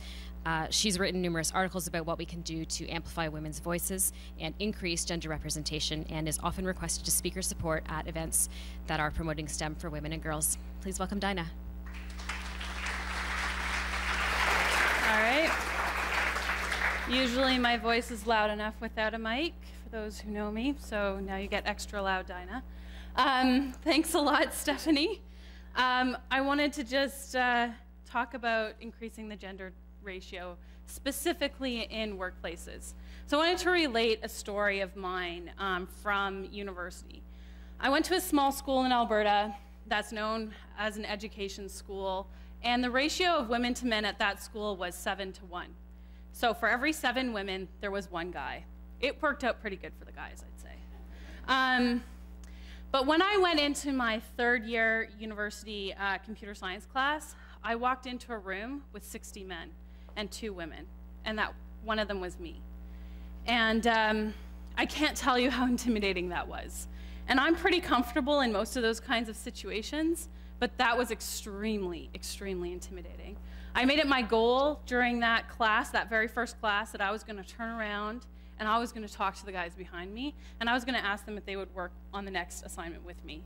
And I thought, damn it, I'm going to do this. And I did it, and I am still friends with some of those guys to this day, and I swear they were more afraid of me than I was of them. So let's get into the real talk here.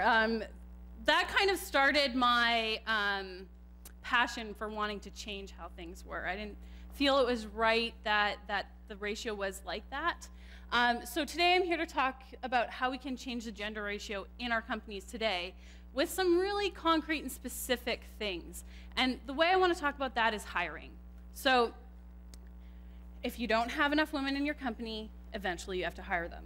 So here's some tips and tricks on how to do that. I've gotten a few guys coming and talking to me from companies in town saying, Dinah, you know, I really want to hire more women in my company, but I can't find them. All the good ones have jobs. And I'm like, yeah, all the good guys have jobs too, and we still find them. So, right? They don't just come walking into the door saying, I want a job. So the thing is, we might have to look in a different place.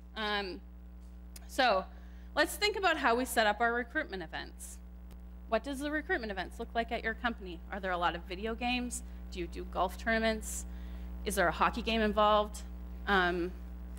These aren't things that women hate. It's just not necessarily things that are going to appeal to the broader sense of women. So maybe think about making your networking events, or sorry, your recruitment events, a little bit more gender neutral. Please don't go and have a tea party. Like really, just think about things that will excite everyone. Wine, beer, cheese, they're all good. So universities and colleges. We have 2 great universities in town and a fantastic college.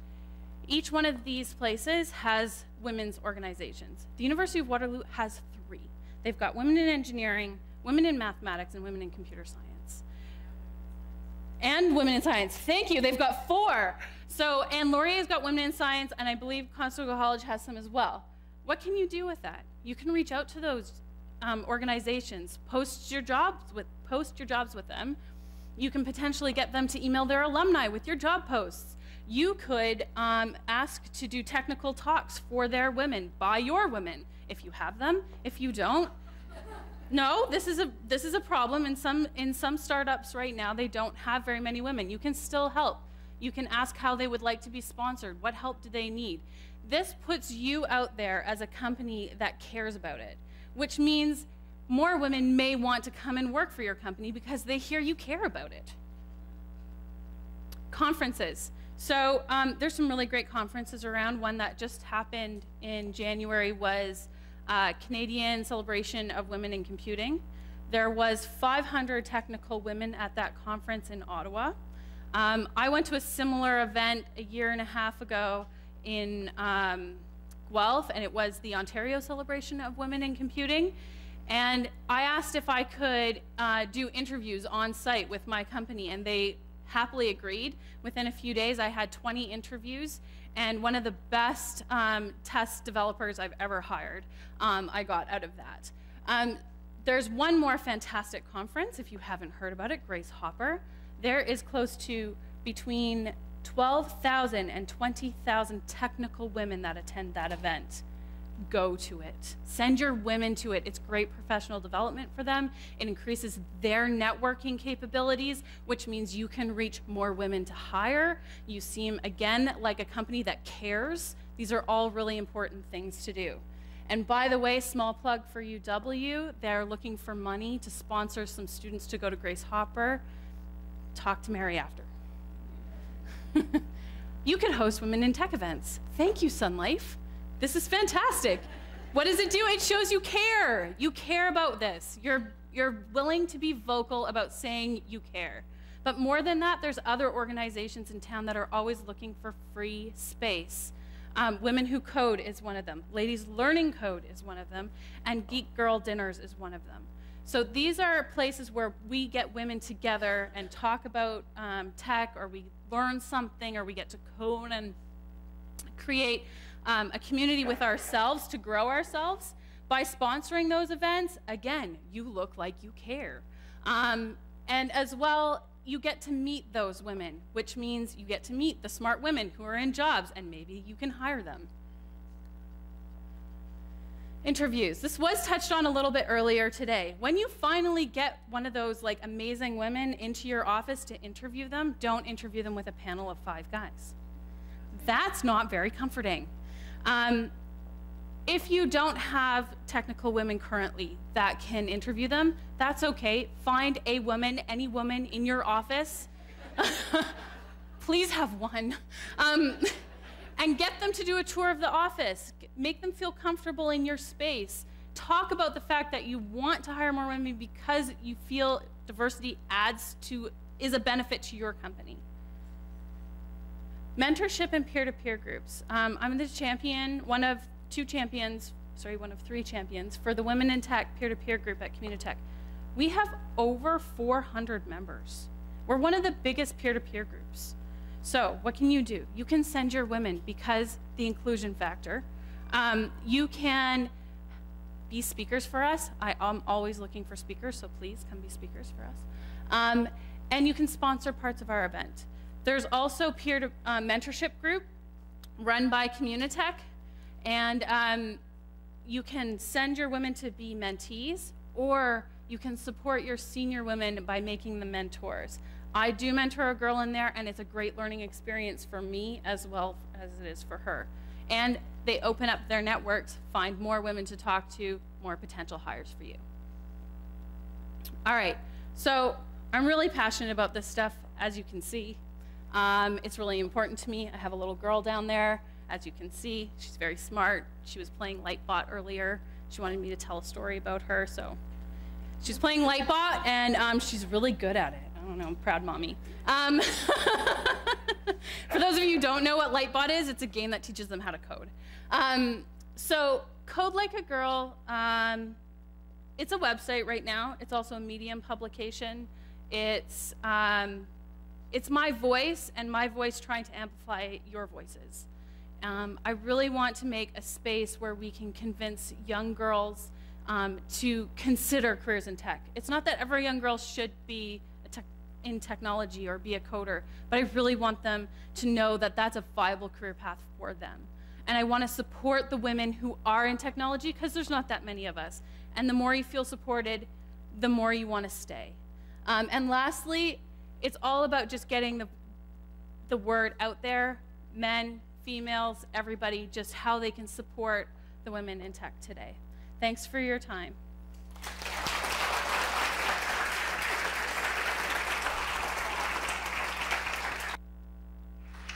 Thank you so much, Dinah. That was amazing. Our final speaker is Karen Shulman-Dupuis, a woman I am proud to know and call friend. She is a fierce advocate for feminism and change. You will see what I mean shortly.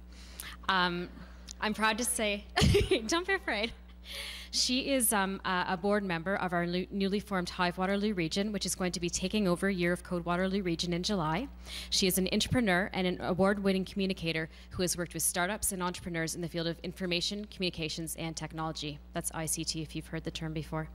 Karen has held business development and digital communication manager roles with the ICT Venture Services Group at the Mars Discovery District in Toronto and teaches at George Brown College. She is also an Ask an Expert contributor to Arlene Dickinson's You Inc. community. Please welcome Karen.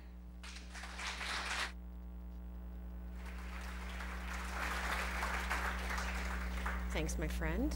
Oh, are we live? Are we good? Yes? Can you hear it? Is it working? I don't know if you can hear me. What? Yeah. Does it work? Is it working? There we go. All right, we'll try. Don't worry, I can bellow. Ask my kids, huh? It's okay. I think it's working okay. There we go.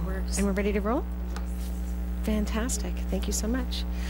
So clearly I am the comic relief of the evening because I am not a researcher. I am not an engineer. I never thought I would feel like a minority in a group of women engineers, like ever. So I want to talk about things from a bit of a different perspective for International Women's Day. Everybody remember this? Oh yeah, it was a good campaign, right? I think the Ontario government did a really good job on this. So, so many years ago, this was me-ish. I had a boss who was in love with me. And it's not cute, and it's not Hollywood, and it doesn't get flipped, you know, and I wasn't Demi as much as I wanted to be Demi in the 80s. I totally did. But yeah, it wasn't cute, and it wasn't sweet, and it wasn't endearing, and it wasn't like they fell in love at the end of the day, and, you know, it was all that good story. It was exhausting, and it was tragic, and it was frustrating, and it was debilitating, and it was an awful experience to go through. And I know a lot of women go through these kinds of experiences, but we don't talk about it openly. So this is part of my bravery to be vulnerable and sharing these kinds of stories, because I think it's important for us to talk about these things. So it had reached a crescendo for me, and I wasn't able to sustain and manage things any longer. So I went to go see this woman. And her name is Beth Symes, and she got the Order of Canada back in 2010 because she is a fierce advocate for feminist issues. And it was my good fortune to be introduced to her, and I went to go see her. So I sat down with her, and she walks in the room, and this woman is like full on looking like Murphy Brown. And anybody who was born after 1998, Google Murphy Brown right now, okay? she walks in and she's got this crisp white shirt on, and and she's in this beautiful old house down in mid-Toronto, and I sit down and I tell her my story, and I've got the stack of BBMs, and I'm telling her everything that's going on, and I'm speaking about a mile a minute, and she looks at me at one point and she said, "Karen, I'm going to talk to you like we're a couple of girlfriends having a bottle of wine." And I was like, I love those conversations. And she turns around and she asks me this question. Oh.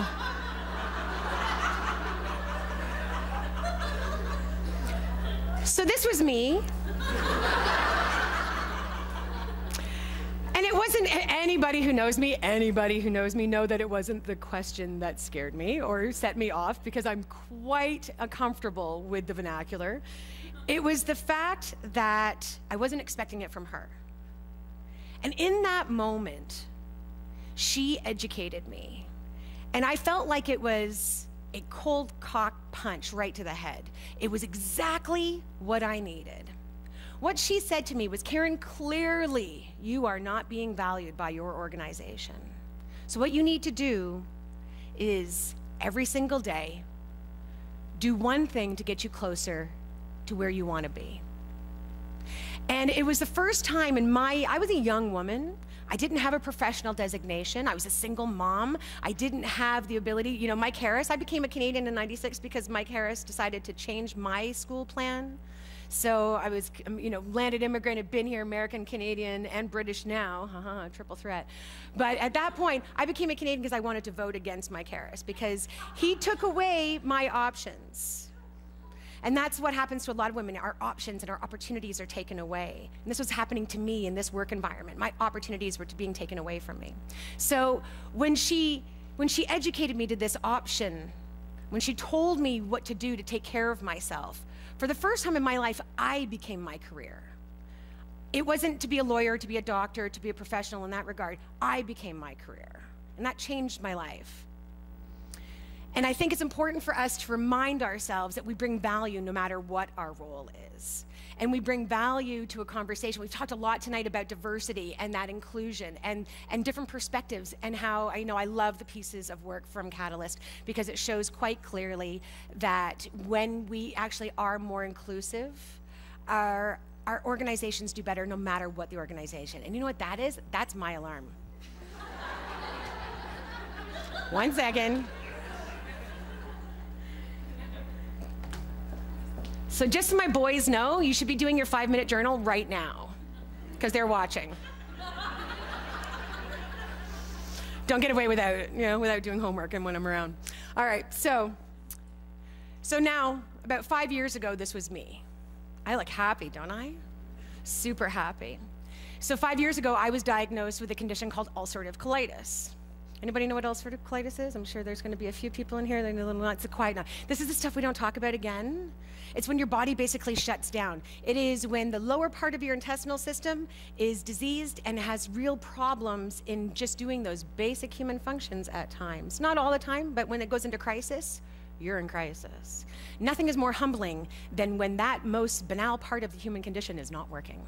So this was the effect and the impact of me being really unhappy. I was stressed. I was doing work that I wasn't impassioned about. I wasn't being valued, and clearly it showed. So after I went into crisis, I was in hospital for about 5 days, and then I just started to peter back and get out into the community again and go to lunches, and that was a big deal. Like getting up and putting on makeup and going out for lunch was like a big deal in recovery. And so one of those first lunches I went to was with a friend of mine named Janet Sinclair, who is this urban shaman. Is that not like the best title ever? Like if you want to give yourself a title, like urban shaman is the best title. So she had done an Ignite talk for us in Stratford, which was pretty amazing, and Jody was there. It was awesome. And so we sat down and we were telling each other kind of our stories, like what was going on in our lives. And I told her, and she goes, "Oh, ulcerative colitis, eh?" She's also a Reiki master. And she turns around and she says to me, yeah, we can lie to ourselves, but our bodies don't lie to ourselves." So this was my reaction.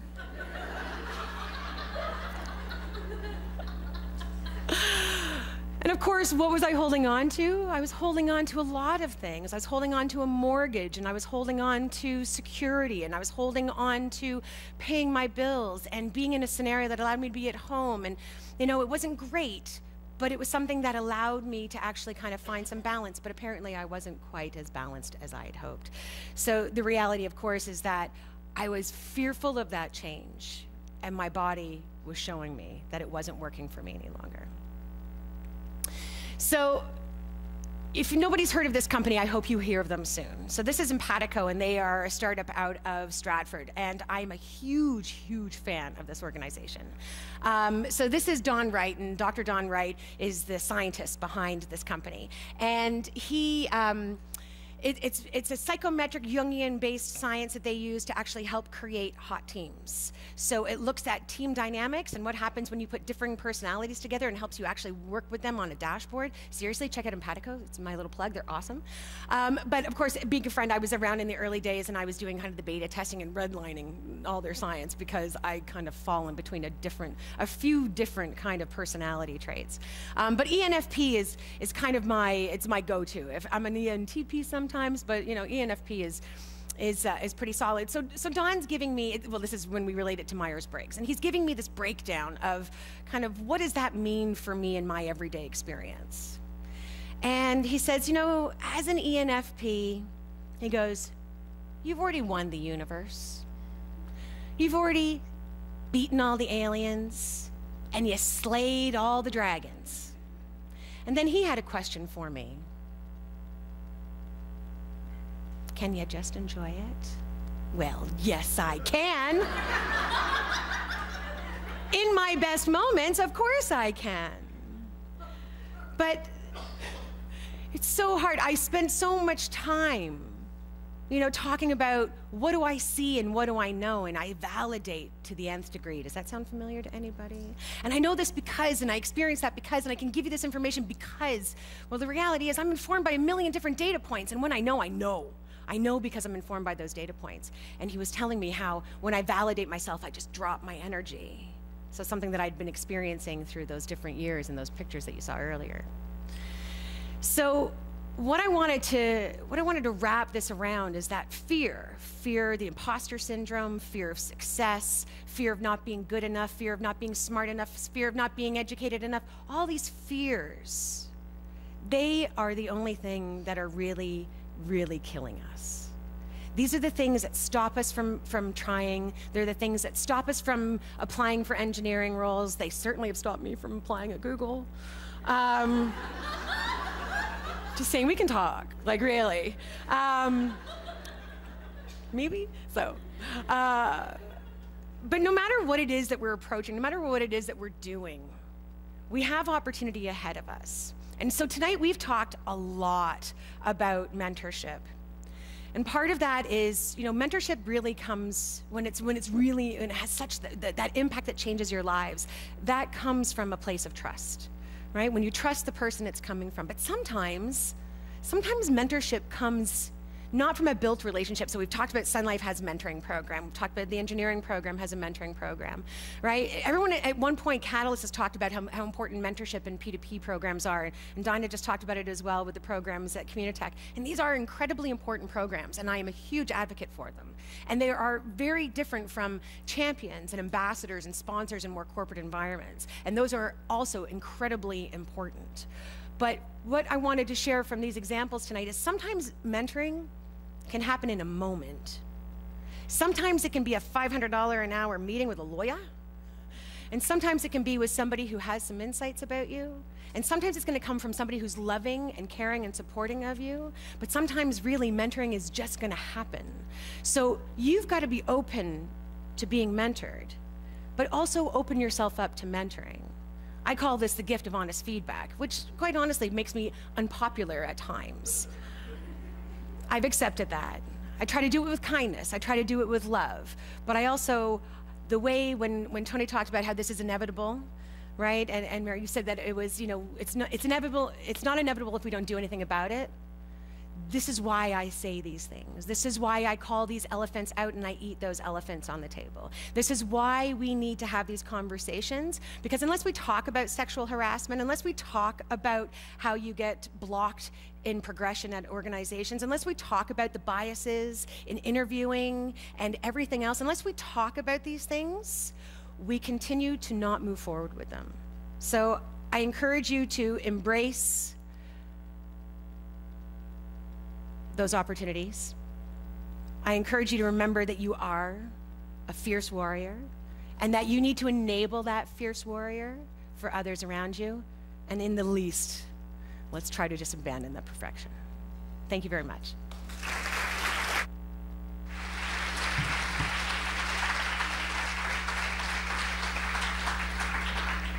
Thank you so much. That was wonderful. I would like to now open up for 2 questions because we are a little bit over time. If people have to leave, I understand. I'd like to invite all of our speakers up to the stage now to take questions. And the first 2 people to stand up and wave their hands madly because you have a question are going to be the questions I pick.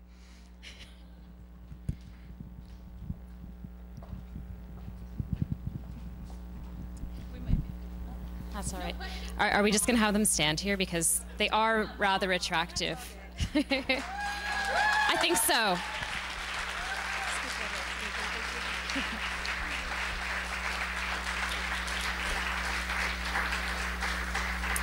Okay, do we have any questions? We've got one there. Can you stand up and shout out?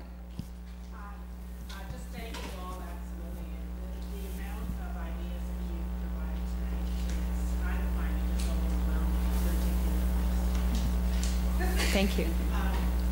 Given that, what is the absolute one thing, whoever speaks first, what is the absolute one thing that we can take out of all of the tonight and do tomorrow? So I'm going to just repeat that for the people in the back. What is the one thing that the speakers think we can all take away from what we've heard tonight? Does anybody want to? God, there's so many good resources. Yeah? Yeah. True. I think one of the most poignant moments for me was when my little girl, I need to sign her up for March break camp last year, and I found out the museum was doing Dinosaur Week, and I was like, she's not going to Dinosaur Week. And I thought in my head, no, wait a sec, I'm going to ask her, what was your answer? Yeah. She has a pink dinosaur shirt. Brontosaurus is her favorite dinosaur. She has dinosaur toys. So, like, I checked my bias, and I went forward without it. It's okay to have it. It's just gotta recognize it. I'm going to open up for a second question if there is one. Yeah, Yoy.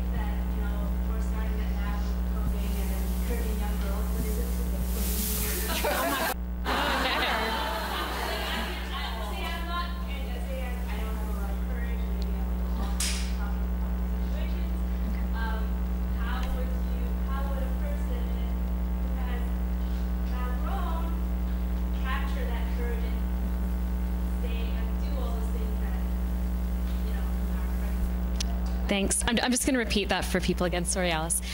How would somebody who is not younger sort of bring up your courage and venture out? What sort of things would you do? How could you go there? Do you want to? I mean, I would say you got to start now, right? You did it right now. Right. You asked the question. You put your vulnerability on the table. That's a great start. And tomorrow, when you want to do something, don't think twice. I think as women, we think twice. We analyze it and analyze it to death. Take the step, and if you fail a little bit, that's okay. Take another step. We offer a course for women at Google Because we have a confidence problem. We showed at Google that women get promoted at equal rates, but they don't put themselves up for promotion because they're too cautious. So we have this program called Stretch, Try to Stretch. So say 5 things that you're amazing at every day. You practice. Say, I'm amazing at this, and I'm amazing. We make women step up, and you have to say 5 things you're exceptional at. We make them say it. So, you know, do practice that. And you look at Amy Cuddy when she talks about power positions. Go to the bathroom before you have to do something. Put your arms up and stretch. And they talk about being in a powerful position and just practice. I think practice is good. I'd like to add, I think, what Beth Syme said to me, every single day, do one thing. Just do one thing to get you closer to where you want to be. So if it's today, it's asking the question, done. Exactly, right? Then it's tomorrow. So tomorrow is writing that email, or the next day is introducing yourself to somebody that you may not have done before. It really is small steps to get you to where you want to be, but when you're doing that every single day, it actually builds a muscle. Right, and that's true. Something else I just want to mention. I know we talk about confidence a lot when we talk about women and women not having those, you know, not taking that same sort of approach to things. And I'm absolutely 100% behind the fact that women will stop, you know, before they apply for a role if they're not 100% qualified. But I'd also like to state unequivocally that a lot of the time it's not that women are lacking confidence; we're lacking the opportunity. So, you know, so as institutions and organizations, absolutely check our bias, right? But also in those institutions and in those organizations, let's check the systems that actually, you know, keep that bias at the forefront, because that's really important as well. So that's my 2 cents on that one. Thank you so much to all our speakers. I'd also like to thank the audience. You guys have been incredible tonight.